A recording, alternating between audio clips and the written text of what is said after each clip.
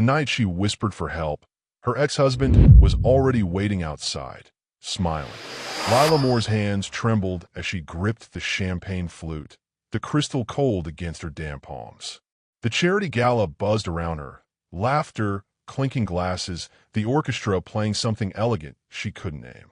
But all she could hear was her own heartbeat hammering in her ears. He was here. She'd seen Derek the moment she walked through the doors. He wasn't supposed to be here. The restraining order was supposed to keep him away. But there he stood by the entrance, leaning against the marble column like he owned the place, that familiar smirk playing on his lips. Watching her. Always watching. Her throat tightened. She needed to leave, but every exit led past him. That's when she noticed the man standing alone near the balcony doors. Tall, dark suit, the kind of quiet confidence that didn't need to announce itself. She'd read about him in the business section. Ethan Voss, some billionaire who'd built his empire from nothing. He looked bored, checking his watch like he had somewhere better to be. Desperation makes you do crazy things. Lila walked straight toward him, her heels clicking against the marble floor. She didn't have a plan. Didn't have anything except the suffocating knowledge that Derek was moving through the crowd behind her, getting closer. "Excuse me," she whispered when she reached Ethan, her voice barely audible over the music. "I'm so sorry to bother you, but I need help." Ethan's eyes met hers, sharp, calculating but not unkind. He didn't speak, just tilted his head slightly, waiting. "My ex-husband," she continued, fighting to keep her voice steady. "He keeps following me. He's here right now and her voice cracked. "I don't know what to do. Hi viewers, kindly tell us where you're watching from and what time it is. Warm welcome to the family. Enjoy the story." Ethan's expression didn't change, but something flickered in his eyes. Recognition maybe, or calculation. He glanced over her shoulder, and she knew without looking that he'd spotted Derek. "Which one is he?" Ethan asked, his voice low and measured. "The one in the navy suit. By the bar now." She didn't turn around. Couldn't. Ethan's jaw tightened almost imperceptibly. Derek Hale. It wasn't a question. He knew him. Before Lila could respond, she felt it. That familiar presence behind her, close enough that she could smell his cologne. The same one he wore when they were married. The same one that used to make her feel safe before it became a warning signal. "Lila." Derek's voice was smooth, practiced. "What a surprise seeing you here." She froze. Every muscle in her body screamed at her to run, but her feet wouldn't move. Ethan stepped forward, positioning himself slightly between them. The movement was subtle, but Derek noticed. His smile faltered for just a second. "I don't believe we've met," Derek said, extending his hand toward Ethan. "Derek Hale. And you are?" "Leaving," Ethan replied without taking his hand. He turned to Lila. "Shall we go?" The security guard was suddenly there. Where had he come from? But he looked uncertain, glancing between Derek's expensive suit and easy smile and Lila's obvious distress. "Is there a problem here?" the guard asked, but his tone suggested he didn't really want there to be one. "No problem at all," Derek said smoothly. "Just saying hello to my wife." "Ex-wife," Lila managed to say, her voice stronger than she felt. "The paperwork says otherwise," Derek countered, that dangerous edge creeping into his tone. "We're still legally married, sweetheart. You never signed the final documents, remember?" The room felt like it was tilting. He was right. She disappeared before the divorce was finalized, too afraid, too broken to face him in court again. Ethan's hand found the small of her back, steady and grounding. He leaned down, his breath warm against her ear as he whispered, "You're safe now. But you need to tell me everything tonight. If you've ever felt trapped by someone who once claimed to love you, hit that like button right now. Comment, 'I'm free,' if you know strength starts with asking for help." Something in Derek's expression shifted when he saw Ethan's protective stance, a flash of recognition, then something darker. Anger. Fear, maybe. "Ethan Voss," Derek said slowly, pieces clearly falling into place in his mind. "The bankruptcy case from 5 years ago. I remember now." Ethan's expression remained perfectly neutral, but Lila felt his hand tense slightly against her back. "Small world," Derek continued, his smile turning predatory. "Tell me, Voss, Does she know how you really made your money back? Or is that another secret she's collecting? The air between the three of them crackled with unspoken history, with secrets Lila didn't understand but could feel pressing down on her chest. Ethan took her hand. "We're leaving," as he guided her toward the side exit, away from Derek's burning stare and the security guard's confusion. Lila realized something that made her blood run cold. These two men knew each other, and whatever connected them, whatever history they shared, she was now standing directly in the middle of it. 2 years earlier, Lila's life looked perfect from the outside. The Instagram photos showed it all. The penthouse with floor-to-ceiling windows, the vacation photos from Santorini, Derek's arm around her waist at charity dinners. She smiled in every picture, the kind of smile that doesn't quite reach your eyes if you look close enough. Nobody looked close enough. Their wedding had been featured in 3 magazines. Derek Hale, rising star at Morrison Financial Group, marrying Lila Chun, the architect's assistant with a bright future. Everyone said they were the perfect couple. Young, ambitious, beautiful. They were right about the beautiful part. Everything else was a carefully constructed lie. It started small. Derek suggesting she didn't need to work so much, that his salary could cover them both. Then it was about her friends. Weren't they a bit negative, a bit jealous of what she had? Maybe she should spend less time with them. Her phone started feeling heavy in her pocket, knowing he'd ask if she'd been texting, why she'd taken so long at the grocery store. The penthouse became a gilded cage. But the real betrayal came on a Tuesday morning, 18 months into their marriage. Lila was making coffee when 2 federal agents knocked on their door. "Mrs. Hale, we need to ask you some questions about suspicious investment activity under your name." Her name, not Derek's, hers. The folder they showed her contained documents she'd never seen. Accounts opened in her name, investment certificates with her forged signature, wire transfers to offshore companies she'd never heard of. Hundreds of thousands of dollars moving through accounts she didn't know existed. "I didn't do this," she'd whispered, her hands shaking as she flipped through page after page of evidence against her. Derek had stood behind her, his hand on her shoulder. Supportive husband, concerned partner. "Officers, there must be some mistake. My wife doesn't handle our investments." Ido. The lead agent had looked at her with something like pity. "Then why is everything in her name, Mr. Hale?" That's when she'd understood. He'd been planning this for months, maybe years, using her identity, her social security number, her name on everything. If the scheme collapsed, she'd take the fall. The immigrant girl who'd married into money and gotten greedy. The perfect scapegoat. The investigation took 6 months. 6 months of Derek playing the devastated husband, of lawyers who looked at her like she was guilty before proven innocent, of her family back in Taiwan reading about her alleged crimes in international news. The tabloids loved the story. Architect of her own downfall read one headline. From rags to riches to federal investigation, said another.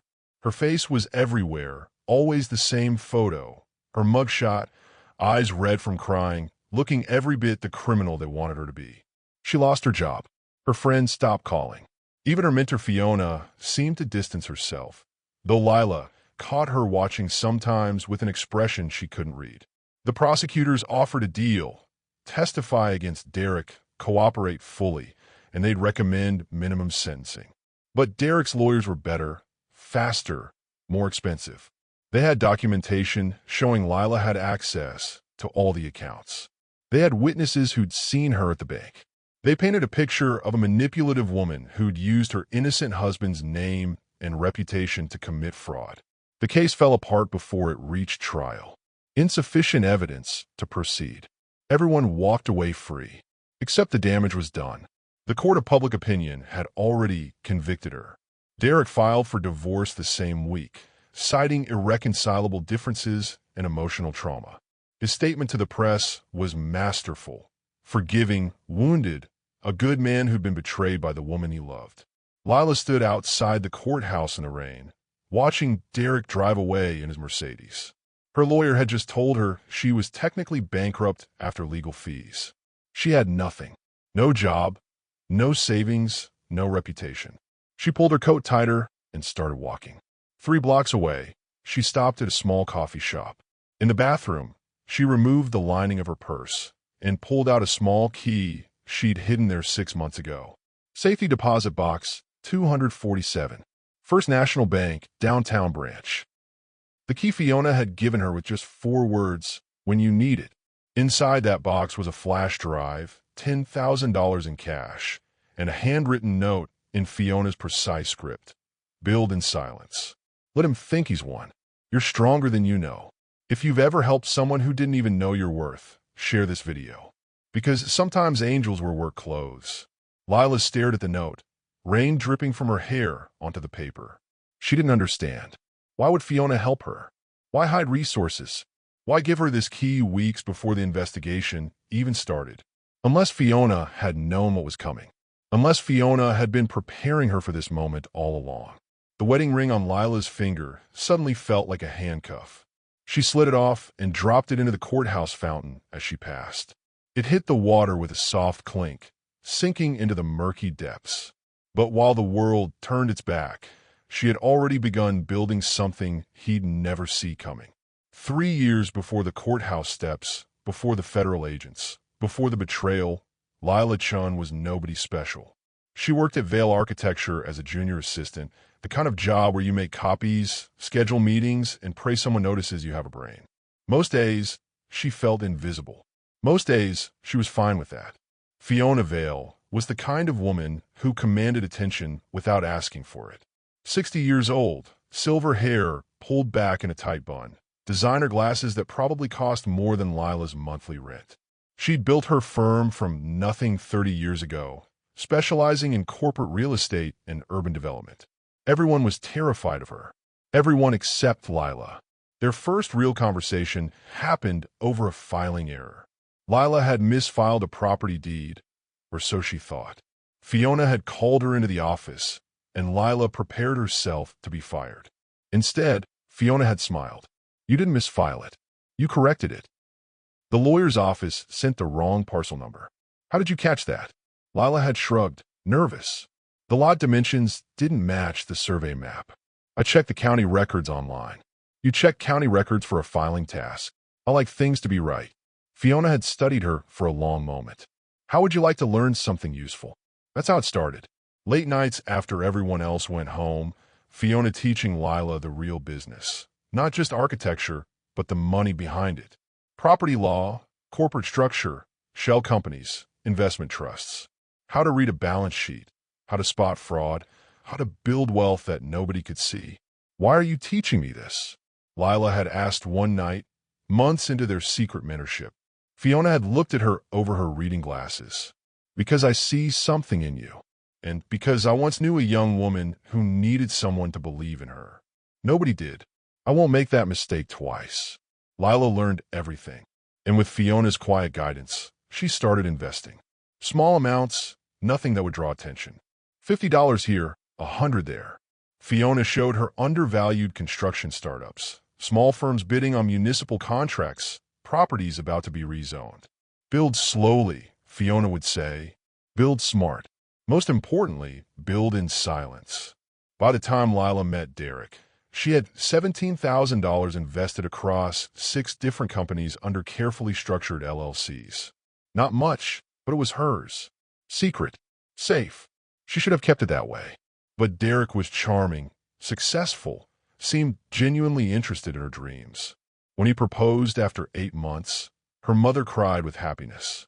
Finally, her daughter was marrying an American, someone stable, someone who could give her the life she deserved. Lila told Derek about some of her investments. Not all of them.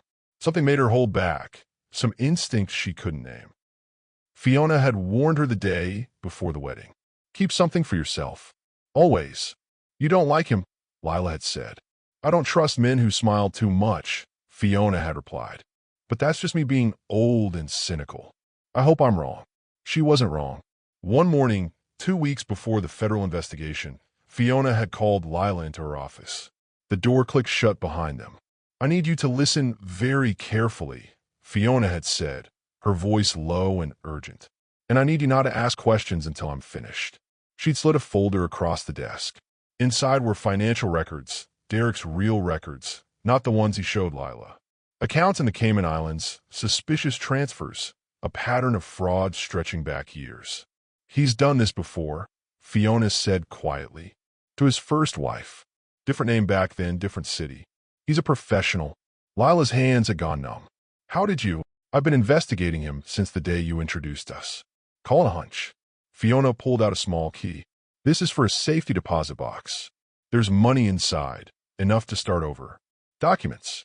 Information. When things go bad, and they will go bad, Lila, you take this and you disappear. I can't just. Yes, you can. And you will. Fiona's eyes were fierce. He's going to frame you. The investigation is already started. By next week, federal agents will be at your door.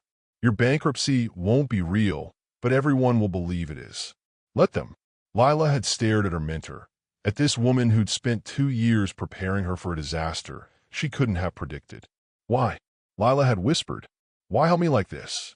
Because 30 years ago, someone betrayed me the same way. And nobody helped me. I lost everything. Fiona's voice cracked slightly. I rebuilt, but I never forgot. When I saw you, saw your potential, saw that man circling you like prey, I swore I wouldn't let it happen again. That conversation was 3 years ago. Now, standing in the rain outside the courthouse with Fiona's key in her hand, Lila finally understood. Her bankruptcy was fake. Her disappearance would be strategic. And somewhere in this city, Ethan Voss was about to lose everything he'd built. Unless someone helped him the way Fiona had helped her. The folder in Lila's apartment, the one she'd been compiling for months, contained everything Ethan needed to save his company from the hostile takeover Derek's firm was secretly orchestrating. She didn't know him, had only seen him twice at client meetings, noticed how he listened more than he spoke, how he treated the cleaning staff with the same respect he showed executives. But she knew what it felt like to be targeted, to be set up. If you believe in paying it forward, drop a heart emoji in the comments. Because the help we give in darkness becomes the light we receive. Lila made her decision in the rain, water soaking through her shoes. She would deliver the folder, save a stranger, then disappear. What she didn't know was that saving Ethan Voss would set in motion a chain of events that would eventually bring her face to face with Derek again. This time, with weapons he'd never see coming. The night Derek discovered her hidden accounts, Lila knew she had minutes, maybe seconds, before everything changed. She was in their home office. Well, his home office, she was never really allowed in there, looking for her passport. The divorce papers sat on the desk and signed. Derek had been pressuring her for weeks to sign them, his patience wearing thin. Just sign them, Lila. Make this easy for once. But something made her hesitate. Some instinct told her those papers contained more than just the end of a marriage. That's when she saw it. Her laptop, the one she thought she'd hidden so carefully, open on his desk. Her accounts displayed on the screen. Every LLC, every investment, every dollar she'd quietly built over 5 years. Her blood turned to ice. The door opened behind her. Derek stood there, his expression almost amused. Looking for something? How did you? Her voice died in her throat. How did I find your little secret accounts? He stepped into the room, closing the door behind him. Lila, I've known about them for over a year. You really think you could hide anything from me? The man in front of her wasn't the charming banker she'd married.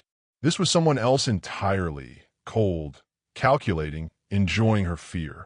Here's what's going to happen, he continued, his voice casual, like they were discussing dinner plans. You're going to sign over power of attorney for all those accounts.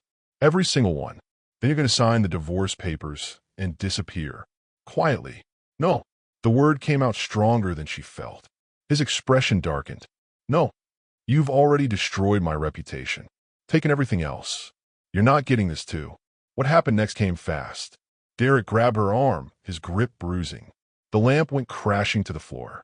Her laptop followed. She fought back, something she'd never done before, and his surprise gave her the second she needed. She ran, out the office, down the hall, grabbing nothing but her purse and the clothes on her back. Behind her, Derek was shouting, threatening, promising to make her life hell if she didn't come back. She didn't come back. That night, Lila Chin disappeared. The story that spread through their social circles was predictable. The disgraced wife, bankrupt and unstable, had finally broken down. Some said she'd fled to Canada. Others whispered about suicide.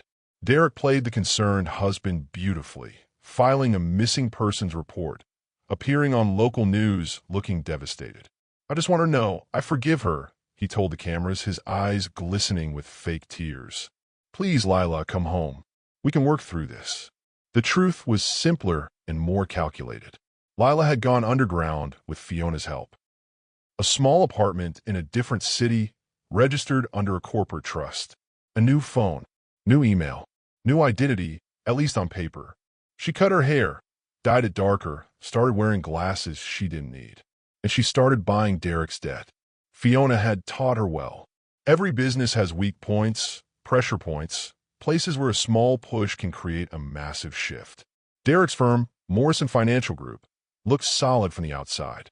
But Lila knew the truth, knew about the leveraged loans, the overextended credit lines, the real estate investments that were underwater. She started small, a shell company purchasing a defaulted loan here, another LLC picking up a distressed property there. Nothing that would trigger attention, nothing that would connect back to her. It took 8 months. 8 months of living like a ghost, working under assumed names, building a web of ownership so complex even Derek's lawyers wouldn't be able to trace it. She bought his debt through companies registered in Delaware, Nevada, Wyoming. Used corporate structures Fiona had shown her, trust within trusts, partnerships that existed only on paper. Every signature went through lawyers who'd never met her face to face. Slowly, carefully, she started acquiring pieces of the empire Derek had built on her ruined reputation. The beautiful irony was that he had no idea. Every time one of his investors pulled out, every time a property he owned went into foreclosure and got purchased by an anonymous LLC, he thought it was just bad luck. Market forces, the economy. If you've ever rebuilt yourself from nothing, type Phoenix in the comments. Because rising from ashes isn't revenge, it's rebirth. Meanwhile, 3 states away, Ethan Voss was dealing with his own crisis. The hostile takeover attempt on his tech company came out of nowhere. Suddenly investors were pulling funding, partners were backing out of deals, negative press was appearing in major outlets. His company, built over 15 years from a college dorm room to a $50 million enterprise, was hemorrhaging value. His lawyers couldn't figure out the source. The attacks were too coordinated, too precise. Then one morning, a folder appeared on his desk. No return address, no explanation. Inside was everything, a complete breakdown of the shell companies behind the takeover, the money trail, the orchestrated media campaign. At the center of it all, Morrison Financial Group. Derek Hale's signature on half the documents. Also in the folder, a strategy for survival. Specific investors to contact, legal precedents to cite, restructuring options that would protect his core assets. It was brilliant, comprehensive, and completely anonymous. Ethan followed the advice. Within 3 months, he not only survived the takeover attempt, but emerged stronger, having shed weak partnerships and reorganized his company structure. He never found out who sent the folder. Never knew that the woman who saved his company was the same woman whose missing person photo he'd see 2 years later in a newspaper. The same woman who would whisper for help at a charity gala, terrified and trapped. The same woman who was, even then, secretly owning pieces of the empire that was trying to destroy him. Derek's signature was all over the takeover attempt on Ethan's company.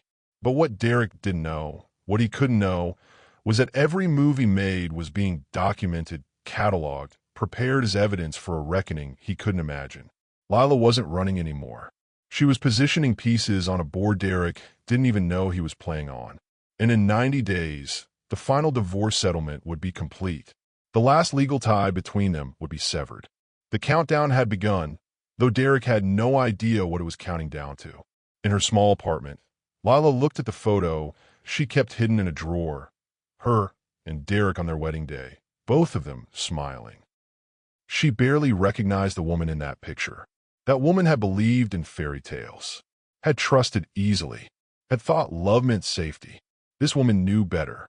This woman was building something he'd never see coming, using the same foundation he'd once stolen from her. The empire she was creating had his signature all over it, literally. Every fraudulent document, every forged authorization, every illegal transaction he'd made in her name was now a weapon in her hands. Once broken, now beyond reach. The courtroom smelled like old wood and broken promises. Lila sat in the back row, her new lawyer beside her. One of the cheaper ones, the kind that came with payment plans and apologetic smiles. Across the aisle, Derek's legal team took up 3 rows, suits that cost more than her monthly rent. The final divorce hearing, the one she tried to avoid for 2 years. But you can't hide forever, and Derek's lawyers had finally tracked her down. Judge Morrison, no relation to Derek's firm, supposedly looked tired. This was probably his 5th divorce hearing today, another marriage reduced to paperwork and bitter negotiations. Mrs. Hale, you're contesting the asset division? Her lawyer stood. Yes, Your Honor. Mrs. Hale believes she's entitled to. Mrs. Hale is entitled to nothing. Derek's lead attorney cut in smoothly. Given her criminal investigation, her bankruptcy status, and her abandonment of the marriage, we're actually being generous offering any settlement at all. Lila felt a familiar shame trying to crawl up her spine. The other people in the courtroom were watching, judging. The stenographer's fingers flew across her machine, recording every humiliation for posterity. Your Honor, her lawyer tried again. The criminal investigation was dropped. No charges were ever filed. And the circumstances of Mrs. Hale's departure. The circumstances, Derek's attorney interrupted, his voice dripping with contempt, are that she fled in the middle of the night after cleaning out joint accounts and destroying property. She's been in contempt of court for 18 months. Frankly, we could pursue charges for that alone. That was a lie. She hadn't touched their joint accounts. But lies sound like truth when they're spoken by expensive lawyers. Judge Morrison sighed. Mrs. Hale, do you have any documentation supporting your claim to marital assets? She could have fought harder, could have brought up Derek's fraud, his manipulation, his systematic destruction of her life. But Fiona's voice echoed in her mind. Let him think he's won. No, Your Honor, Lila said quietly. Her lawyer looked at her in disbelief, but she kept her eyes forward. Calm, accepting. The judge's gavel came down like a gunshot. Asset division stands as proposed. Divorce granted. Just like that, it was over. Officially, legally, she left with nothing. No property, no savings, no claim to anything they'd built together, which was fine, since Derek had built it all on her stolen identity anyway. Outside the courtroom, cameras flashed. Someone had tipped off the press, probably Derek's PR team. They loved this narrative, disgraced wife finally getting what she deserved. Derek stood on the courthouse steps, his smile sharp and triumphant. I'm just glad this chapter is finally closed, he told the reporters. I wish Lila well, truly. I hope she finds peace and gets the help she needs. The crowd ate it up. Compassionate ex-husband, gracious in victory. Lila walked past the cameras, past the microphones thrust in her face, past the shouted questions. Her head high despite everything. She learned something important over the past 2 years. Dignity isn't about what people think of you. It's about what you know about yourself. If you know what it's like to be underestimated, drop a gemstone in the comments. Because your silence is strategy, not surrender. In the back of the crowd, almost invisible behind a marble column, Ethan Voss watched the scene unfold. He'd come because, well, he wasn't sure why exactly. Maybe because that missing person photo had haunted him for months. Maybe because he remembered her face from those client meetings years ago, the quiet assistant who'd somehow saved his company. He watched her walk away, shoulders straight despite the humiliation. Watched Derek bask in his victory, unaware that he was being filmed not just by news crews, but by 3 private investigators Ethan had hired 2 weeks ago. Something about this whole situation felt wrong. Derek's triumph was too complete, too polished, and Lila's surrender seemed almost strategic. Ethan made a decision. He pulled out his phone and made a call to his head of security. I need protection detail for someone. Discreet. She can't know about it. Because if there was one thing Ethan understood, it was that people who lose this publicly either break or they're planning something. And Lila Chun didn't look broken. She looked like someone counting down to something. What he didn't know was that the countdown was already at 45 days. 45 days until Derek's primary investment firm, the one bearing his name, built on his reputation, would discover that the anonymous holding company that had been quietly purchasing its debt for 18 months was about to call in everything. 45 days until the foreclosure started, the asset seizures, the very public unraveling of Derek Hale's carefully constructed empire. In her car, parked 3 blocks from the courthouse, Lila allowed herself 30 seconds of tears. 30 seconds to feel the weight of what she'd just endured. The public humiliation, the lies, the injustice of it all. Then she dried her eyes, fixed her makeup, and pulled out her phone. She had a meeting in 2 hours with a property investment group. They were selling a small office building in the financial district, the same building that housed Morrison Financial Group's headquarters. The seller had no idea they were actually selling to her. And Derek had no idea his office lease was about to be owned by a shell company with a very specific clause in the purchase agreement, one that would activate in exactly 45 days. Everything she'd lost was about to become her weapon. The countdown continued. 90 days had become 45. Soon it would be 15, then 3, then 0. And on that final day, Derek Hale would wake up to discover that the woman he'd destroyed, the woman he'd just defeated in court, the woman the world thought was broken and bankrupt, she owned him. Every piece of property, every debt, every foundation his empire stood on. The empire she was building had his signature all over it. Literally, legally, irrevocably his. Once followed, now free. Once broken, now beyond reach. While Derek slept in his penthouse, celebrating his courtroom victory with expensive whiskey, Lila was 3 floors underground in a law office that didn't officially exist. The conference room had no windows, just fluorescent lights, a long table, and 6 lawyers who specialized in the kind of work that never made it into public records. Corporate restructuring, they called it. Asset protection. Strategic acquisition. Lila called it justice. The Morrison building purchase is complete, the lead attorney said, sliding documents across the table. Congratulations, Ms. Chun. You now own Derek Hale's office building. He just doesn't know it yet. She signed the papers with a hand that didn't shake anymore. 2 years ago, she would have trembled, would have second-guessed, would have wondered if she was becoming the monster he'd accused her of being. Now she just felt calm, focused. The lease clause activates in 45 days, another lawyer added. On that date, all tenants will receive notice of new ownership and updated terms, including a full audit of lease compliance going back 3 years. Lila smiled. Derek's firm had been violating their lease in small ways for years. Unauthorized renovations, unpermitted subletting, zoning violations. Nothing major, but enough. Enough to trigger the termination clause she'd had written into the purchase agreement. What about the investment accounts? She asked. The third lawyer, a woman with steel gray hair and zero tolerance for games, opened another folder. Your LLCs now hold controlling interest in 17 of Morrison Financial's primary debt obligations. Total value, $42 million. When you call those in, they'll collapse, Lila finished. How fast? 30 days, maybe less. They're over-leveraged, have been for years. Your ex-husband is excellent at appearing successful, less excellent at actually being solvent. That was the secret Derek never wanted anyone to know. His empire was a house of cards, held together by reputation and aggressive borrowing. One strong wind and the whole thing would fall. Lila was about to become a hurricane, but there was something else she needed to do first. Someone else who needed protecting. I need information on Ethan Voss, she said quietly. The lawyers exchanged glances. The tech CEO? What's your interest? Derek's going after him again. Different strategy this time, but same goal. I need to know Ethan's vulnerabilities before Derek finds them. What she didn't say was that she owed Ethan.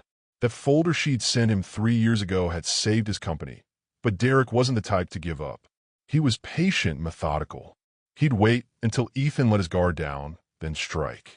The lawyers went to work. Within a week, they had everything. Ethan's corporate structure, his partnerships, his personal investments. And they found it, a weak point. A software patent dispute that could unravel his entire company if the wrong lawyer got involved. Derek's firm had just hired that exact lawyer. Lila made a decision that night, sitting in her small apartment with city lights glowing through the window. She could warn Ethan, sure, send another anonymous folder, but that felt insufficient somehow. Temporary, or she could do something more permanent, something that would protect him beyond just this one threat. She called Fiona. Her mentor answered on the first ring, like she'd been expecting the call. "You're ready to come out of hiding," Fiona said. It wasn't a question. Almost. "I need one more piece. A partnership. With Voss." "How did you?" Fiona laughed, warm and knowing. "Lila, I've been watching you build this for 2 years. You think I don't see the pattern? Every company you've acquired, every investment you've made, they all orbit around protecting that man's business interests. Either you're planning the world's most elaborate corporate merger, or you're falling for him." Lila's silence was answer enough. "Have you even spoken to him since the gala?" Fiona asked. "No, I've been too afraid," Fiona finished gently. "Afraid he'll see you the way Derek did, as something to use. But Lila, some men are different. Some men see strength and want to stand beside it, not crush it." That night, Lila did something she hadn't done in 2 years. She sent Ethan a message. Not anonymous this time. Her real name, her real number. "The patent dispute. I can help.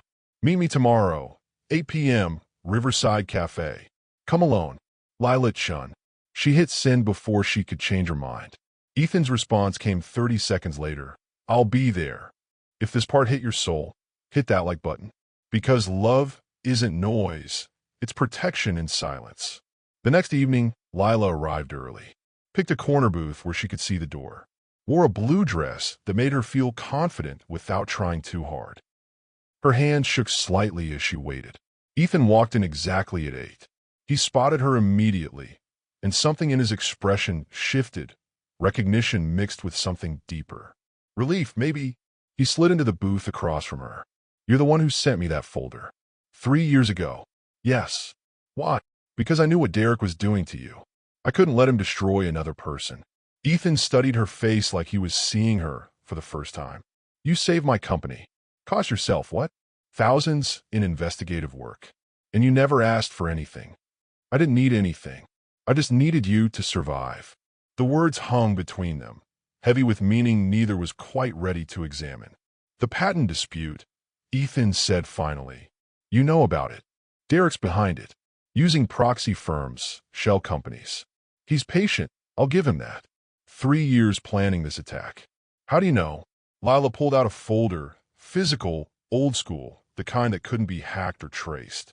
"Because I've been tracking every move he makes for 2 years. And I have a proposal." She explained her plan.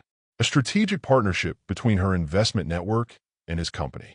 On paper, it looked like a standard business merger. In reality, it was armor. Every vulnerability Derek could exploit, sealed. Every attack vector, protected. "Why?" Ethan asked when she finished. "Why protect me this much?" "Because you were kind to the cleaning staff. Because you listened when others talked over people. Because when I asked for help, you didn't hesitate." But what she said was, "Because Derek destroys what he can't control. And I'm done letting him destroy anything else." Ethan reached across the table, his hand covering hers.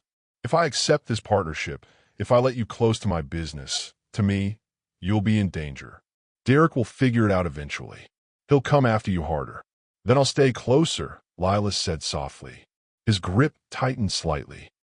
"Then I'll stay closer too." 45 days remained. 45 days until the first domino fell. Until Derek's world started crumbling. Until he realized the woman he'd destroyed had been the architect of his downfall all along. But Lila wasn't counting down alone anymore. Derek sensed something was wrong on a Wednesday morning, exactly 30 days before everything would collapse. His phone had been ringing all morning. Investors asking strange questions. Partners suddenly requesting meetings to reassess terms. His CFO looked nervous during their budget review, though he couldn't quite say why. "It's probably nothing," his CFO said, but his hand shook slightly as he scrolled through spreadsheets. "Just market fluctuations." But Derek hadn't built his empire on ignoring instincts. Something had shifted. The ground beneath him felt less solid than it had a month ago. He started making calls, checking on his investments, his properties, his partnerships. Everything looked fine on the surface, but there were small things, tiny inconsistencies, a debt payment that went to an unfamiliar company, a property lease now owned by some LLC he'd never heard of. Individually, nothing. Together, a pattern he couldn't quite see. That afternoon, Derek did something he hadn't done in years. He tried to call Lila. Her old number was disconnected. He tried her email, bounced back. He even drove by the apartment where she'd been staying after the divorce. Empty. New tenants. For the first time in 2 years, Derek realized he had no idea where his ex-wife was. And that scared him more than he wanted to admit. Meanwhile, across town, Lila's phone buzzed with Derek's 5th attempt to reach her through mutual acquaintances. She let every call go to voicemail. Didn't listen to a single one. She was having lunch with Ethan at a small Italian place that didn't care about celebrity sightings or business deals. Just good pasta and privacy. "He's looking for you," Ethan said, watching her ignore another call. "I know. Does that worry you?" Lila set down her fork, considering. 2 years ago, it would have terrified me. Now it just means he's finally starting to see the edges of what's coming. Their partnership had been formalized 3 weeks ago. Phoenix Vale Holdings. The name was Ethan's idea, combining the rebirth symbol with Fiona's legacy. On paper, it was an investment firm specializing in corporate restructuring and urban development. In reality, it was the umbrella organization that now controlled 17 of Derek's major debt obligations and 7 of his key properties. But the relationship between Lila and Ethan had evolved into something beyond business. Late-night strategy sessions that turned into conversations about everything else. Coffee meetings that lasted 3 hours. The way he looked at her when she explained her plans, not with pity for what she'd survived, but with respect for what she'd built. "My mom called yesterday," Lila said quietly. "First time in 2 years. She saw something in the news about Phoenix Vale Holdings. Wanted to know if I was okay." "What did you tell her?" "That I'm better than okay. That I'm finally becoming who I was supposed to be all along." Ethan smiled. "Your mom must be proud." She cried. Said she was sorry for believing Derek's lies. For turning her back when I needed her. Lila's voice wavered slightly. "I told her I understood. He's convincing. That's what makes him dangerous. If you've ever had to rebuild trust with someone you love, comment forgiven. Because healing isn't forgetting, it's choosing to move forward." That evening, the first major domino fell. Derek received a letter from his landlord, except it wasn't his landlord anymore. New ownership, new terms, immediate lease compliance audit required. He had 48 hours to provide documentation for every modification made to the office space over the past 3 years.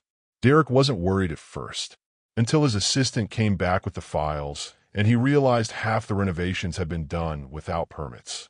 The subletting to a subsidiary company? Unauthorized. The expanded conference room that knocked out a load-bearing wall? Never approved by the building. Who's the new owner? Derek demanded. His lawyer pulled up the records. Some holding company. Phoenix Vale Holdings. Registered in Delaware. Can't find much else. Phoenix. The word tickled something in Derek's memory, but he couldn't place it. The second domino fell 3 days later. One of his major investors, the one funding his expansion into West Coast markets, pulled out completely. No explanation, just a formal notice of withdrawal. The timing couldn't be worse. Derek had already committed those funds to 3 different projects. Then a third investor pulled out. Then a fourth. By the end of the week, Derek had lost $8 million in committed capital. His CFO was panicking. His lawyers were scrambling. And Derek was starting to see the pattern. Someone was systematically destroying him. Someone who knew exactly where his weak points were. Someone patient enough to have spent months, maybe years, setting this up. He made a list of enemies. The list was long. You don't build an empire by making friends. But none of them had the resources or knowledge to pull off something this coordinated. Unless Derek pulled up old files on his computer. Went back 3 years to Lila's bankruptcy proceedings. Looked at her asset declarations. Supposedly, she had nothing. But what if that was a lie? What if she'd hidden money the same way he'd hidden his fraud? He called his private investigator. I need you to find Lila Chun. Real location, not forwarding addresses. And I need her financial records. Everything. I don't care what it costs. The investigator called back 6 hours later. Boss, you're not going to believe this. Try me. She's not hiding. She's been operating in plain sight for 18 months. Multiple LLCs, investment accounts, corporate partnerships. And the biggest one? Phoenix Valley Holdings. Ring any bells? Derek's blood went cold. That's impossible. She was bankrupt. I made sure. The bankruptcy was fake. Or at least, not as complete as everyone thought. She's been building an investment portfolio while everyone thought she was broke. And boss, she's been buying your debt. The phone slipped in Derek's sweat-slick hand. How much? 42 million worth. She owns you, Derek. Or she will, in 15 days when those obligations come due. Derek hung up and sat in his office, the walls suddenly feeling like they were closing in. The woman he'd destroyed, the woman he'd systematically dismantled piece by piece, had spent 2 years building a trap around him so perfect he'd walked right into the center of it. And in 15 days, that trap would snap shut. He tried calling her again. This time, she answered. Hello, Derek. Her voice was calm, pleasant even, like they were old friends catching up. What are you doing? His voice shook with rage and fear. I'm not doing anything, just making some business investments. You taught me well, actually. All those lectures about leverage and positioning. I took notes. Lila, we can work this out. Whatever you think you're doing. I'm not thinking, Derek. I'm doing. And in 2 weeks, you're going to understand exactly what it feels like to have everything taken from you by someone you underestimated. She hung up. Derek stared at his phone, his reflection ghostly in the dark screen. Behind him, through his office window, the city lights glittered. His empire, his kingdom, built on sand that was about to shift beneath his feet. Countdown, 15 days remaining. The silence before the storm was ending, and Derek Hale was finally afraid. The press conference was scheduled for a Tuesday morning, exactly 7 days before Derek's debts would be called in. Phoenix Vale Holdings had rented the ballroom at the Riverside Hotel, the same hotel where Lila and Derek had held their wedding reception 4 years ago. The irony wasn't lost on anyone who knew the history. Lila stood backstage, adjusting her white suit jacket. White for new beginnings, for clarity, for the kind of power that didn't need to shout. Ethan stood beside her, his hand resting lightly on the small of her back. Their partnership had been announced last week. A strategic merger between Phoenix Vale Holdings and Voss Technologies, creating one of the largest corporate restructuring and tech development firms in the region. The media had gone wild. Where had Phoenix Vale come from? Who was behind it? The corporate filings showed a complex web of ownership, but at the center was a name most people had forgotten. Lila Chun, the disgraced wife, the bankrupt fraud, the woman who disappeared. Except she'd never really disappeared. She'd just been building in silence. You ready? Ethan asked softly. Lila nodded. 2 years of preparation had led to this moment. 2 years of late nights, strategic acquisitions, careful planning. 2 years of becoming someone Derek would never recognize. She walked onto the stage to a room full of cameras and reporters. The flashes were blinding, but she kept her eyes forward. Calm, unbothered, elevated. Thank you for coming, she began, her voice steady and clear. My name is Lila Chun, and I'm the founder and CEO of Phoenix Vale Holdings. The room erupted with questions. She held up one hand, and somehow they quieted. I know many of you remember me from a difficult time. 4 years ago, I was publicly accused of financial fraud. My reputation was destroyed. My marriage ended. I lost everything. She paused, letting that sink in. Or so everyone thought. Behind her, the screen lit up with the Phoenix Vale logo, a stylized bird rising from flames, wings spread wide. The truth is, I never stopped building. With the guidance of my mentor, Fiona Vale, I learned that true power isn't loud. It isn't flashy. It's strategic. It's patient. It's knowing that sometimes you have to let people think you're broken while you're actually becoming unbreakable. She clicked to the next slide. A corporate structure diagram that made several reporters gasp. Phoenix Vale Holdings currently manages investments in 73 companies, owns 42 commercial properties, and holds controlling interest in over $200 million in corporate debt across 15 states. The room was silent now, everyone calculating, connecting dots. But this press conference isn't about celebrating success. It's about accountability. Another click. Derek's face appeared on the screen. A professional photo from Morrison Financial Group's website. 4 years ago, Derek Hale used my identity to commit investment fraud. He opened accounts in my name, forged my signature on documents, and when federal investigators came looking, I was the one who took the fall. If you've ever been blamed for someone else's crimes, drop a fire emoji below, because the truth always finds its way to light. The charges were eventually dropped, but the damage was done. I was branded a criminal, lost my job, my reputation, my peace of mind. Derek Hale walked away clean, celebrated as the victim of his manipulative wife. She paused, taking a breath. This was the part that mattered, the part that turned pain into purpose. So, I want to be very clear about what happens next. In 7 days, Phoenix Vale Holdings will be calling in $42 million in debt obligations currently held by Morrison Financial Group. These are legitimate debts, acquired legally through open market transactions. When those obligations come due, Morrison Financial will have 3 options: pay in full, refinance through approved lenders, or enter bankruptcy proceedings. The room erupted again. Reporters shouting questions, cameras flashing.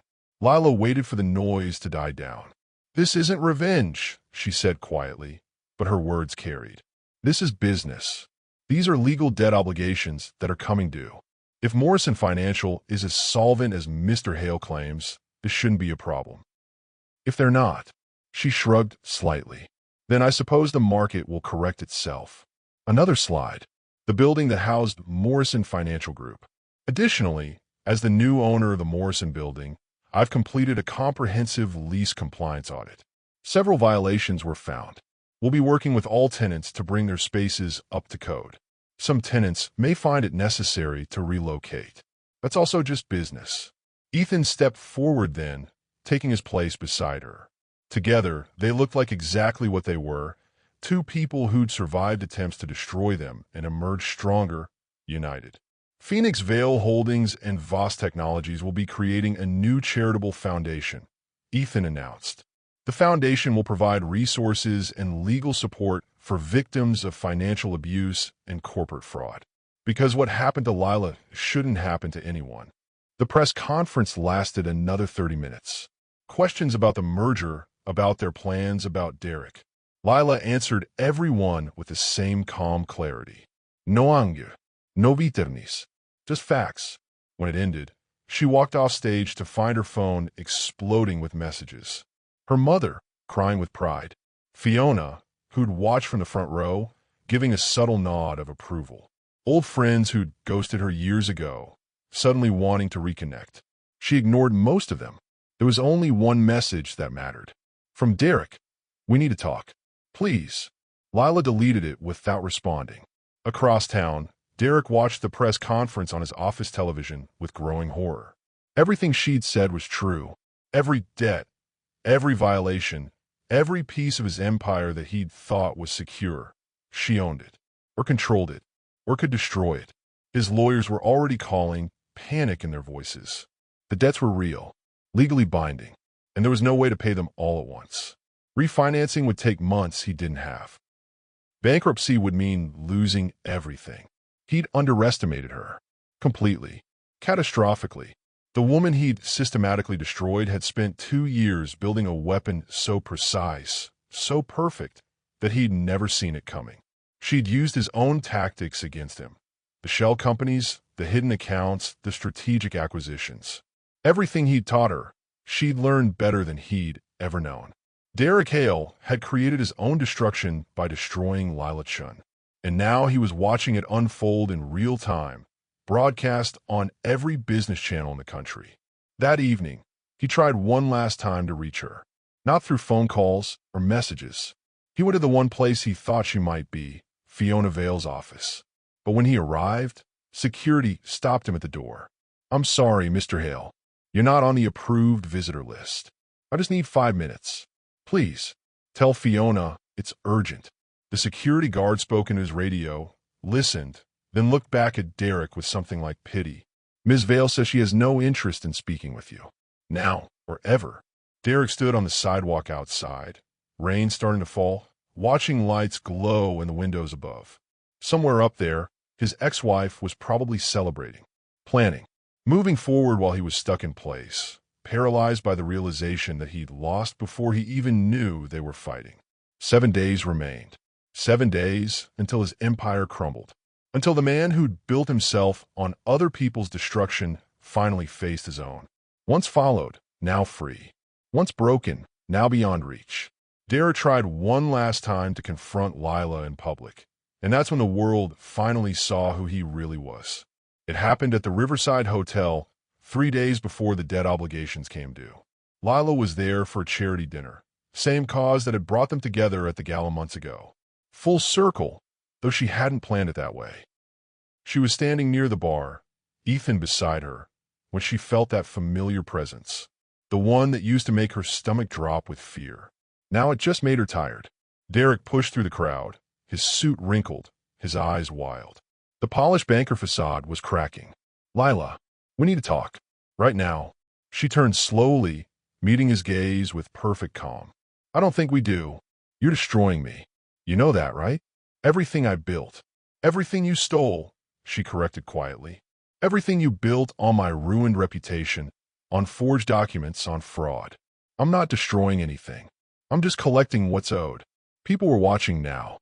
Phones coming out, cameras recording. Derek didn't seem to notice or care. "This is insane. You can't just—" He reached for her arm. Ethan stepped between them instantly. "Don't." Derek's laugh was bitter. "Of course. The White Knight. How noble. Do you know what she really is? What she's capable of?" "I know exactly what she's capable of," Ethan said evenly. "I know she's brilliant, strategic, and stronger than anyone who's tried to break her. That's what terrifies you, isn't it? Not that she's destroying you, but that she's doing it so much better than you ever could." The crowd was definitely watching now. A circle had formed around them, phones recording every word. Derek's composure shattered. "You were nothing when I met you. A nobody assistant making copies. I gave you everything. You took everything," Lila interrupted, her voice cutting through his rant. "You took my name, my reputation, my peace of mind. You isolated me from my family. You stole my identity to commit fraud, then blamed me when investigators came. You destroyed every piece of who I was and expected me to thank you for the privilege." Her voice didn't rise, didn't waver. Every word was surgical, precise. "So yes, Derek, I rebuilt. I learned. I became someone you'd never expect. And now you're facing the consequences of underestimating the woman you tried to erase. If you've ever walked away without looking back, type 'I rise' in the comments. Because silence speaks louder than revenge." Derek looked around at the crowd, at the cameras, finally realizing what he'd done. This would be everywhere by morning. His unhinged confrontation, his confession about giving her everything, his attempt to grab her in front of witnesses. "This isn't over," he said, but his voice had lost its power. "Yes," Lila said softly. "It is." She turned and walked away. Ethan followed, his hand finding hers. Behind them, Derek stood frozen in the center of a circle of strangers, all of them recording his breakdown, his loss of control, his desperate attempt to reclaim power he'd never really had. The walk-by would trend on social media for 3 days. Not because of what Lila said, but because of what she didn't say. The way she simply turned and left, as if Derek Hale no longer mattered enough to engage with.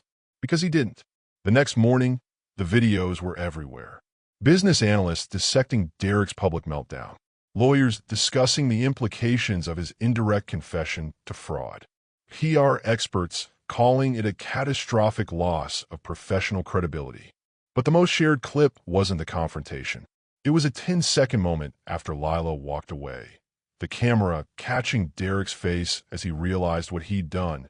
The dawning horror as he understood he'd just destroyed himself more thoroughly than any debt obligation ever could.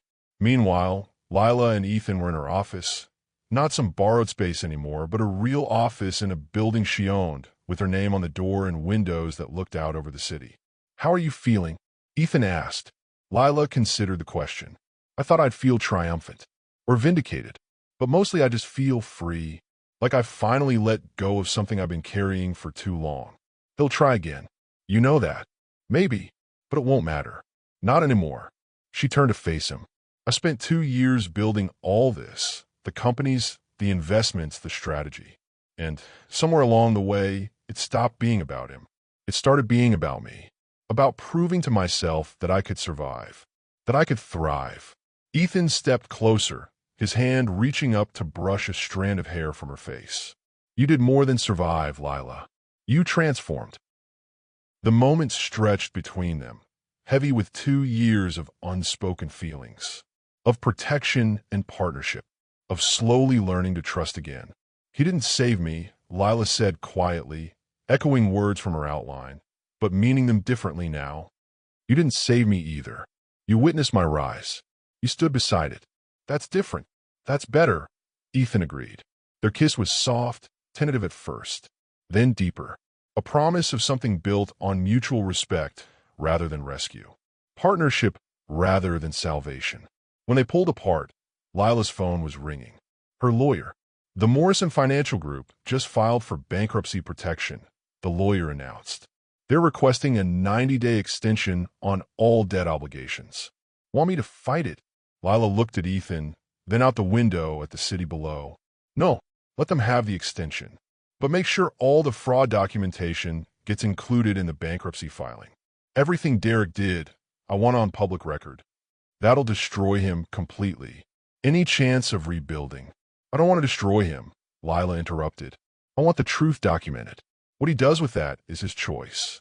She hung up and turned back to Ethan. "Is that wrong? To not finish this?" "You already finished it. The moment you walked away from him at that hotel, you won. Everything else is just paperwork." That night, Lila drove to Fiona's house. Her mentor was waiting with tea and understanding. "You did it," Fiona said simply. "We did it. I couldn't have done any of this without you. I gave you tools. You built the house." Fiona smiled. "I'm proud of you.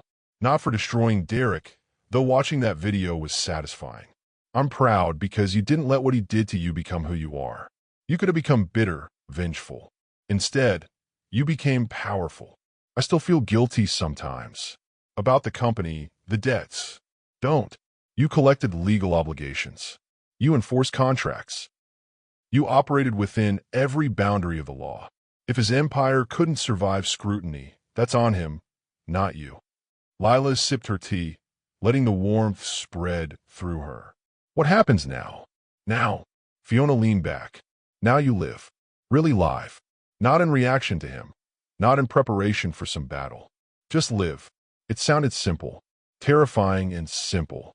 That night, lying in bed, Lila thought about the woman she'd been 4 years ago. The one who believed marriage meant safety. Who'd trusted easily. Who'd thought love meant losing yourself in someone else. That woman was gone. Not destroyed, but transformed. Once broken, now beyond reach. Tomorrow, Derek would wake up to bankruptcy proceedings and federal investigators reopening fraud cases. His empire would crumble. His reputation would shatter. But Lila wouldn't be watching. She had better things to do. A company to run. A partnership to nurture. A life to build that had nothing to do with him. The best revenge wasn't destruction. It was irrelevance. And Derek Hale had just become irrelevant. 6 months later, Lila stood on the rooftop of her building, watching the sun set over the city.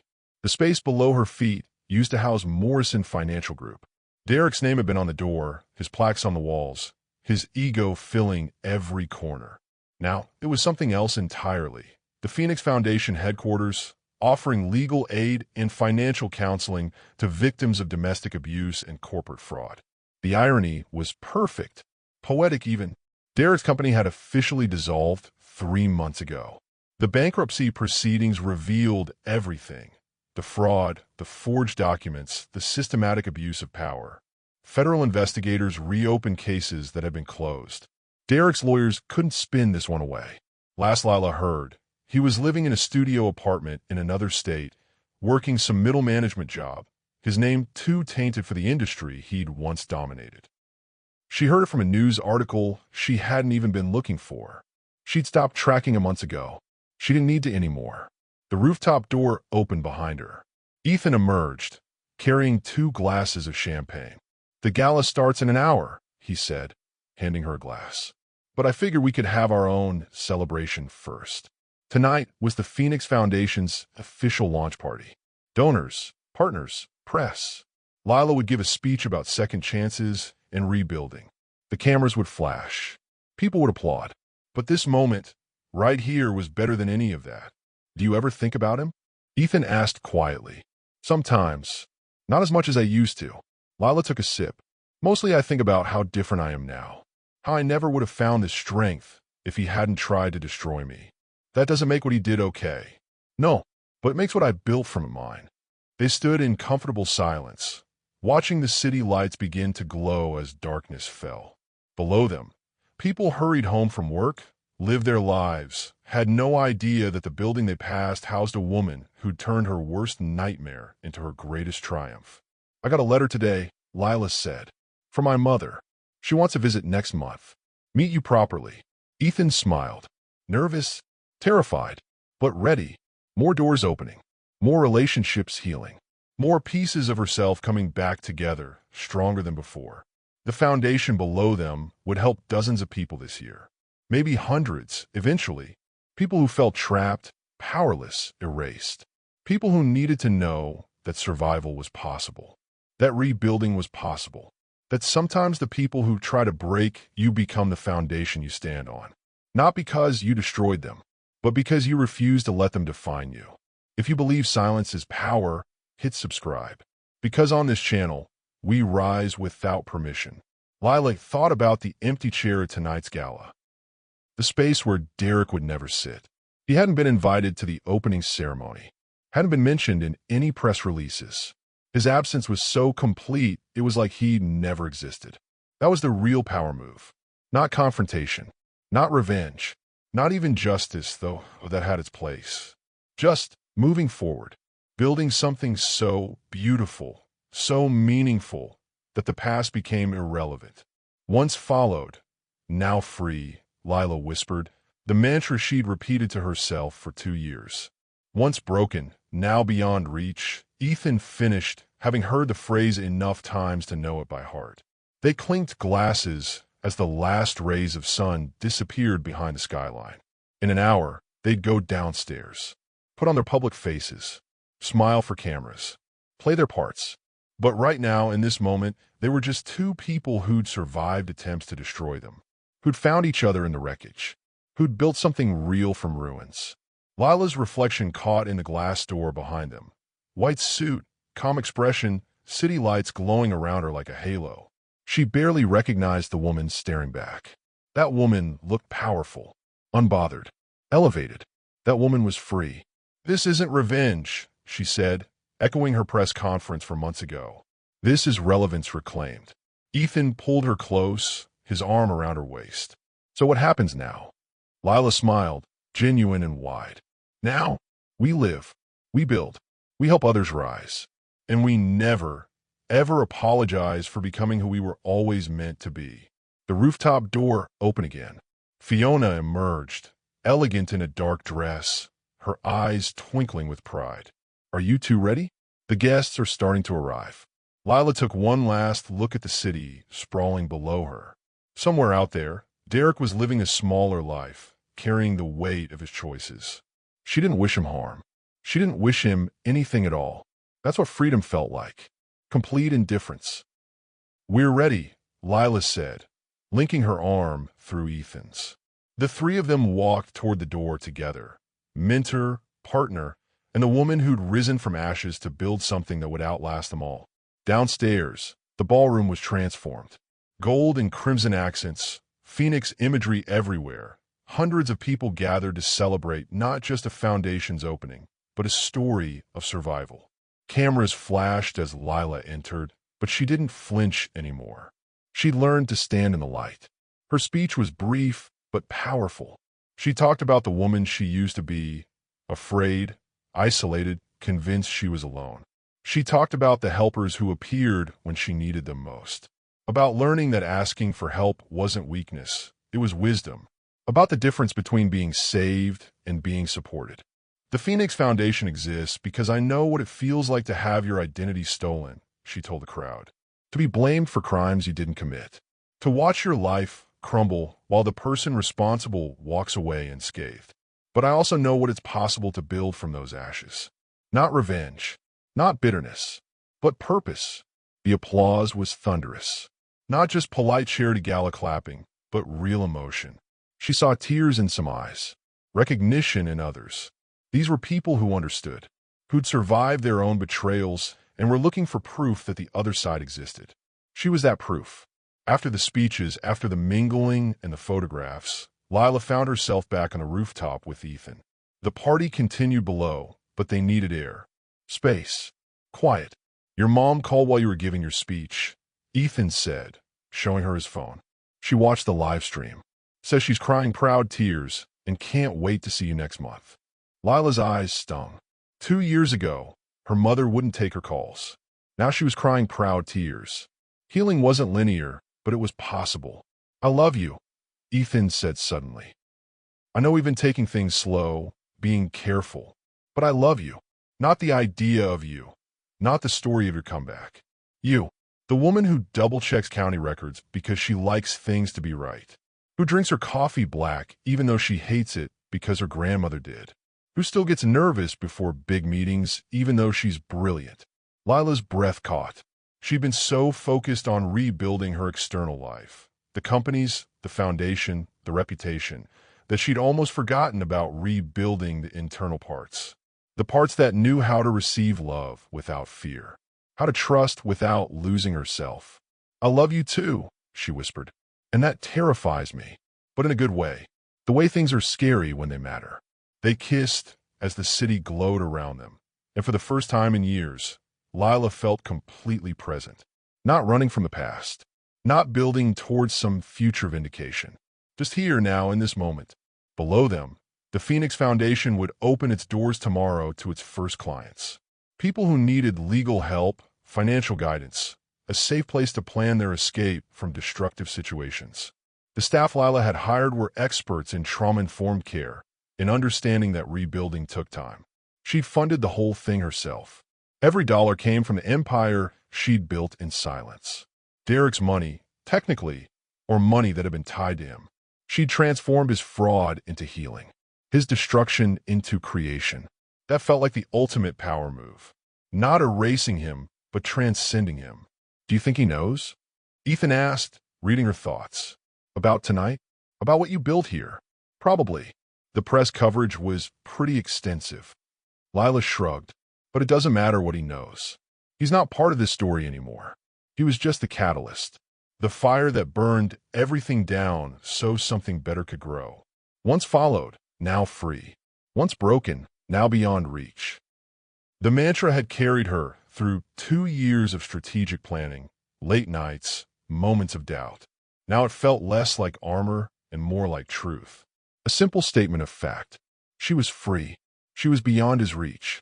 She was powerful not because she destroyed him, but because she'd built something he could never touch. We should get back to the party, Ethan said reluctantly. 1 more minute, Lila replied, pulling him closer. They stood wrapped together as the city breathed around them. Tomorrow would bring new challenges, the foundation to run, clients to help, a relationship to nurture. But tonight, she let herself simply be. Be present. Be proud. Be enough exactly as she was. When they finally headed back inside, Fiona was waiting near the elevator with a knowing smile. You two are glowing, she observed. We're happy, Lila said simply. Good. You deserve it. Both of you. Fiona's expression grew more serious. I have something for you. I was in a wait, but this feels like the right moment. She handed Lila a small envelope. Inside was a key, old brass, worn smooth with age. This was the key to my first office, Fiona explained. 30 years ago, when I was rebuilding after my own betrayal.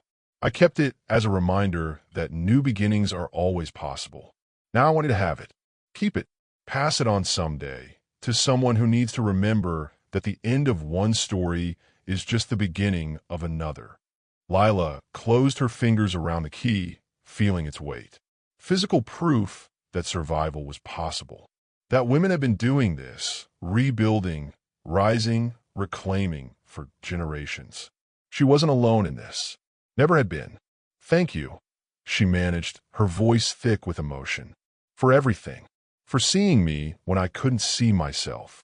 I didn't do anything special, Fiona said. I just refused to let another talented woman be erased. The rest was all you. The elevator doors opened. Music and laughter spilled out from the party below. Real life, full of messy, beautiful moments that had nothing to do with revenge or vindication. Just life, the kind worth living. As Lila stepped into the elevator, she caught her reflection one last time in the mirrored walls. The woman looking back was serene, unbothered, elevated. But more than that, she was real. Whole. Hers. This isn't revenge, she thought. This is relevance reclaimed. The doors closed, and Lila descended back into her new life. A life she'd built herself, brick by brick, choice by choice. A life that belonged completely to her. Once followed, now free. Once broken, now beyond reach. And finally, beautifully, irreversibly, risen. If this story moved you, if you've ever had to rebuild yourself from nothing, if you know what it means to turn pain into power, hit that subscribe button right now. Turn on notifications because we have more stories of rising, of reclaiming, of becoming who you were always meant to be. Drop a comment telling us your story. What did you rise from? What did you build from your ashes? Your words might be exactly what someone else needs to hear today. Share this video with someone who needs to know that the end isn't really the end. That broken things can become beautiful. That silence is strategy and patience is power. We're building a community here of people who refuse to stay down, who understand that sometimes the greatest revenge is simply living well, who know that you don't need permission to rise. Welcome to the family. Your story isn't over. It's just beginning. Now go out there and reclaim your relevance. The world is waiting for who you're becoming.